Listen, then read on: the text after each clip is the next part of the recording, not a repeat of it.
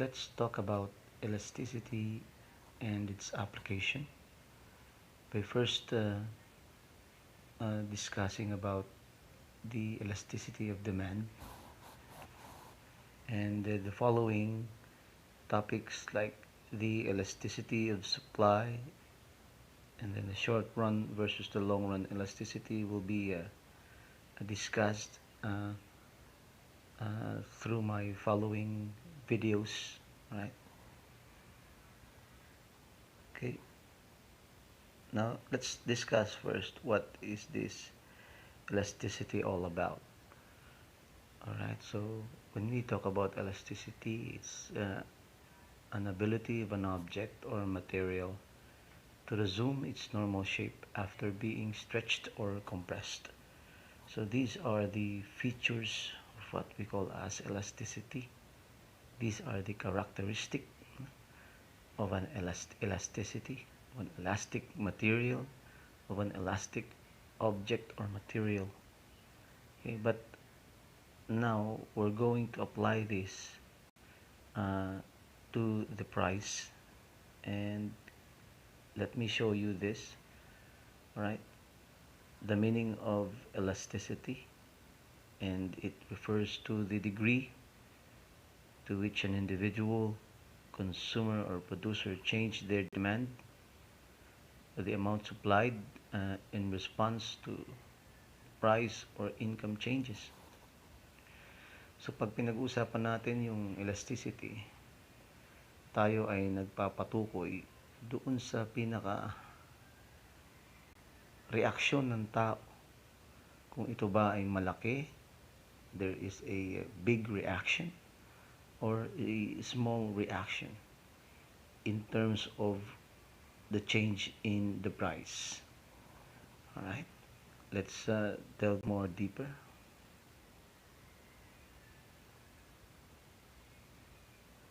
Okay,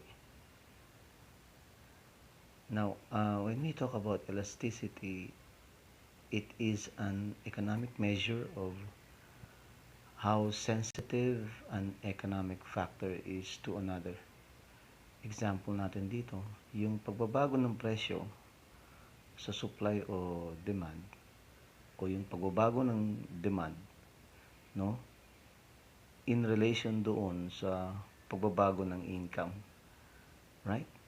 So ang example kasi niyan, elasticity na yan, ito nga, uulitin ko, changes in the price to supply or demand, no, yung pagbabago ng presyo ng supply or demand, o kaya naman ay yung changes in demand to changes in income. Okay, so dito sa unang example, nagkakaroon tayo ng kung mayroong pagbabago ang presyo, no, ito ay makakaapekto sa supply or demand through what we call as elasticity. At kung nagkaroon naman ng pagbabago sa income o sa kita, makakaapekto rin to sa pagbabago ng demand. So kung yung demand for good or service is relatively static, no? Even when the price changes, the demand is said to be inelastic, no? Okay, and its coefficient of elasticity is less than 1.0. Ito nga po yung nabanggit ko sa aking nakarang video na if it is static, pag sinabi kasi natin static, hindi gumagalaw, walang pagbabago. Even though tumaas man o bumaba yung presyo, yung elasticity niya ay static, right? So yan yung mga produktong tinatawag nating inelastic, no? Meron silang presyong inelastic. Ibig sabihin, tumaas man o bumaba yung presyo ng produkto na yon, ay walang nangyayaring pagbabago sa demand. Still, yung demand ay ganoon pa rin. Okay? Yun ang inelastic. Ngayon naman dito, meron tayo itong elastic good. Pag sinabing elastic good, kasama rito yung damit o kaya naman ay mga electronics.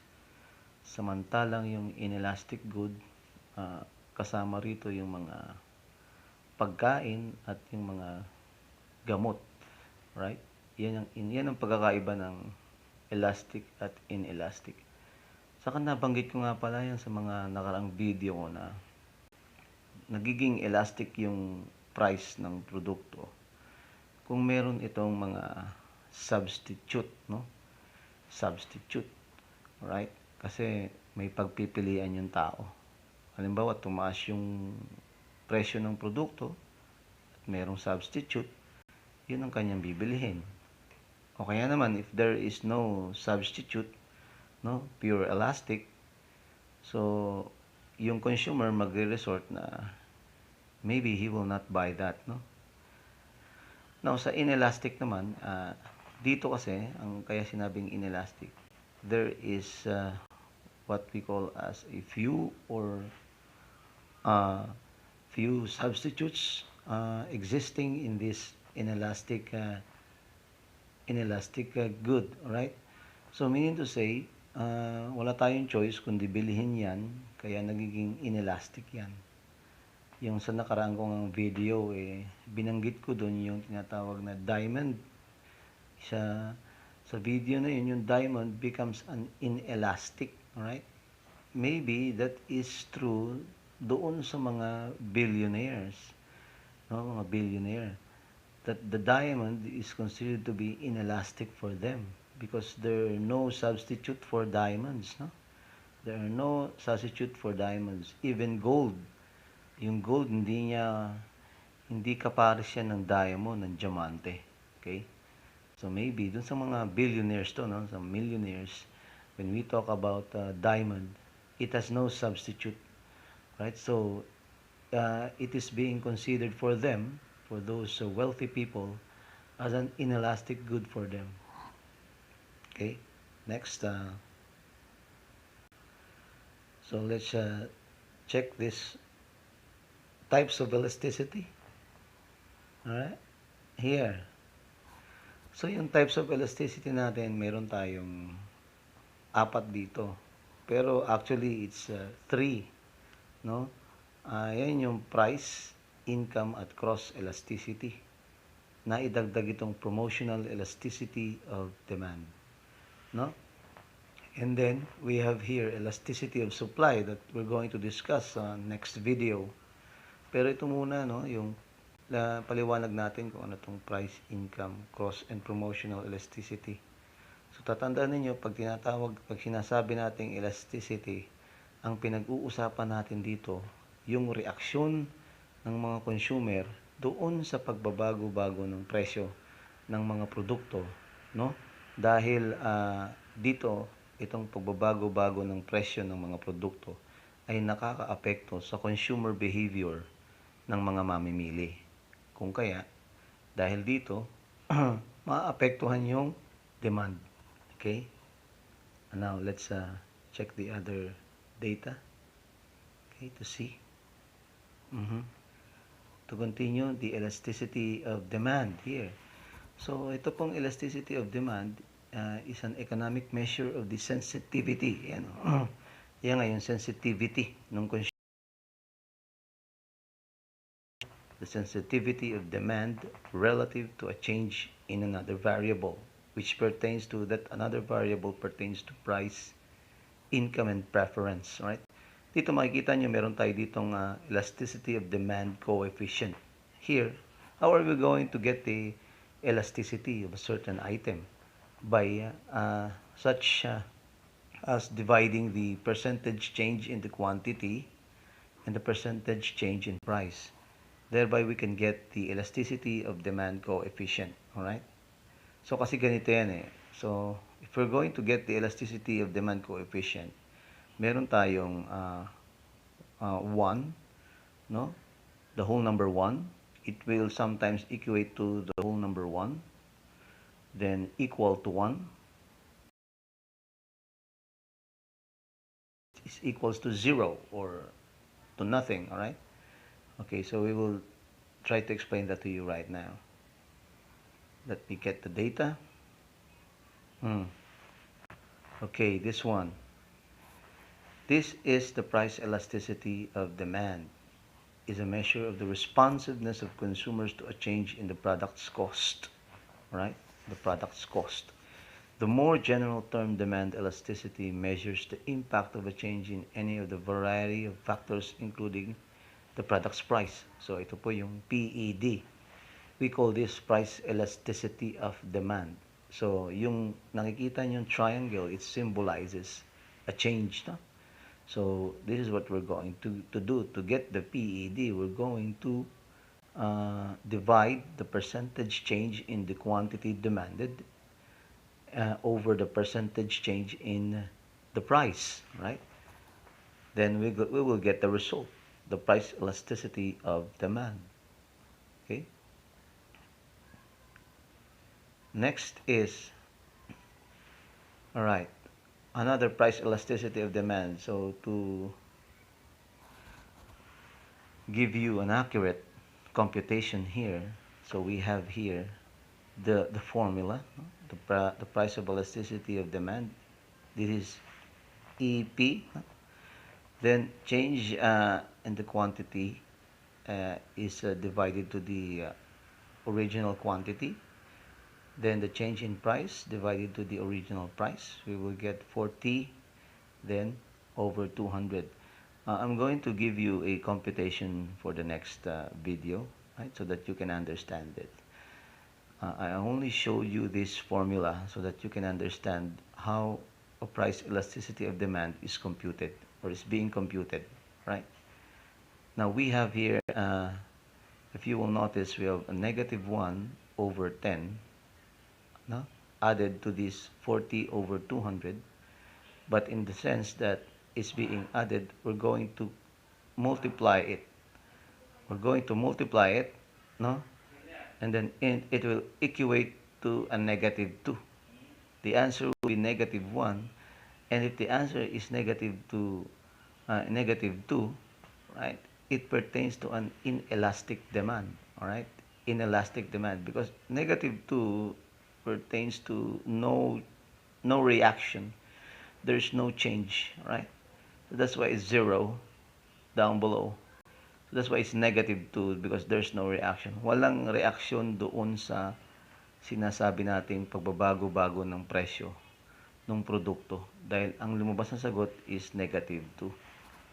Alright? Now, if we're going to look at this para lalo maintindihan so that you can understand clearly, look at this PED. We have the types here. We have elastic, inelastic, unit price. Unit price means unitary. Perfectly and perfectly. Elastic and inelastic.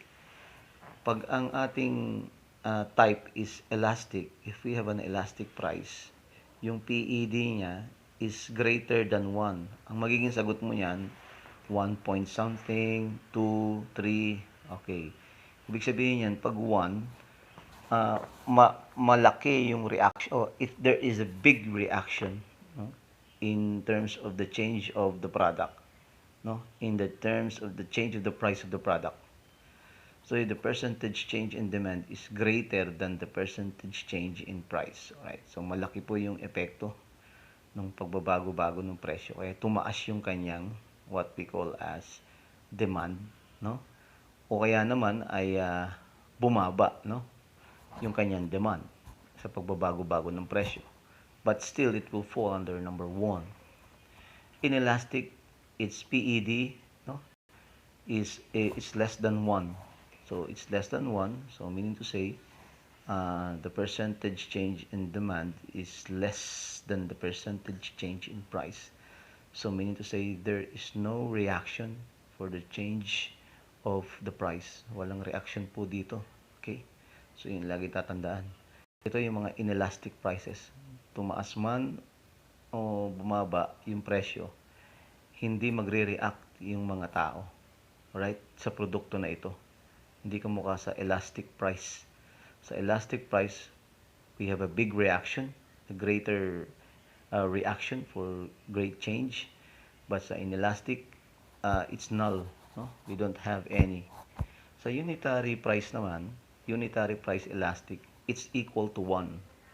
So the percentage change in demand is the same as the percentage change in price. Okay, so dito, balance to. Alright? So, okay lang dito. So, balance yung kanyang reaction dito. Perfectly elastic is that it pertains to the PED is equals to infinity. Alright? Here, a producer can sell as much as they want at a certain price, but if they increase the price, demand falls to zero. Alright? So, itong mga perfectly elastic, ang example ko na lang sa inyo to, yung house and lot. Right? So, the house and lot, even though it's very expensive, no? But the thing is, they are needed talaga. So, meaning to say, mataas pa rin ang demand ng house and lot na yan. But still, they are regulating the pricing system for that. So, it has a perfectly elastic because it goes on and on sa mahabang panahon na. So, meaning to say, yung house and lot na yan has a perfectly elastic price. Yung perfectly inelastic price naman, example nito, yung mga medical equipment, medical supplies, mga drugs, no? Mga gamot. Kasi, so if you see PED is equals to zero, here any change in price will have now impact on quantity demanded. Okay? Meaning to say dito, pinapakita dito na tumaas man o bumaba, no? Kasi ang kailangan yan, what do you call that? Life or death situation, products, items, bibilin at bibilin yan. Oxygen tank, bibilin at bibilin yan. No? Kamukha ng Sinovac, what else? Sinovac, Pfizer, no? The government will spend a lot of money to be able to save its constituents, no? That's a perfectly inelastic part right there. Okay? But the perfectly elastic, perfectly elastic, the people wants it, no? Like the house and lot, yung example ko kanina. But the thing is, medyo may kamahalan. So, the thing is, siguro pag gumanda na rin yung salary, yung income, saka sila makakakuha nun. But still, the demand, maganda pa rin ang demand dito sa perfectly elastic demand of that certain product. Pero kung yun ay bababa pa, lalong tataas ang demand nun kasi maraming kukuha. Okay? So that's what we meant by those price elasticities of demand. Do not forget that, alright? Do not forget that. So yung elastic na binanggit ko kanina, mga example niyan, di ba? Sinabi natin kanina, yung pertains to clothing, clothing, electronics, no? Kasi itong elastic na to, it pertains to what we call as luxury product. Alright? Inelastic pertains to basic necessity, yung mga pangunahing pangangailangan. Pero depende yan sa status, no, nung community.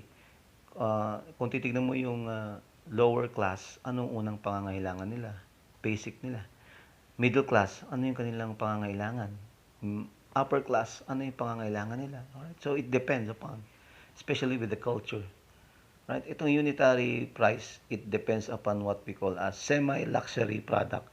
Ito yung mga products na may mga signature, no? Itong unitary, kamukha ng Bench, no? Levi's, no? It pertains to semi-luxury products. Okay? So let's check the